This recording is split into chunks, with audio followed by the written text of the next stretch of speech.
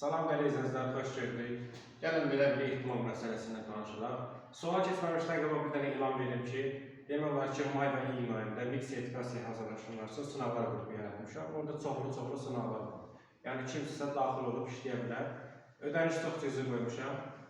Bu nömrə ilə əlaqə saxlayıb ətraflı məlumat verə bilərəm. Bu sualda deməli ki, 6 ailə cütlüyündən 4 nəfəri neçə üsulla seçmək olar ki, eyni ailə üzrə daxil olmasın. Buna çox rahat bir üsul.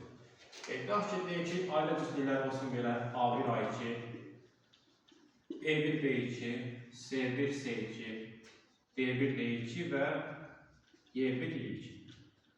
Təqdim oldu 3, 4, 5, birində yazaq F1, F2 olsun 6. Əgər mən 4 nəfər seçirəmsə, onda müxtəlif ailə cütlüklərindən 4 nəfər seçəcəm. Yəni kombinizon 6-dan 4 üsulla keçə bilərəm. Bir də ki, bəy və xanımları nəzərə alsaq, deyək ki, hər seçimdə bir bəy, bir xanım seçə bilərəm. Ona görə bu 2 dənə üsulla seçilə bilər. 2 üsul. Sadəcə 4 dənə seçdiyimə görə 2 vur, 2 vur, 2 vur, 2. Qısa olsun deyənə belə yazmaq olar. Yəni 6-dan 4 vurulsun, 2 üstü 4. 6-dan 4 edir, 6 vurulsun, demək ki, 5 bölü 2, 6-dan 2-yə bərabərdir, vurulsun 16. O da bərabərdir. 15 vurulsun 16. Cavab 240 üsulla bunu seçmək olar.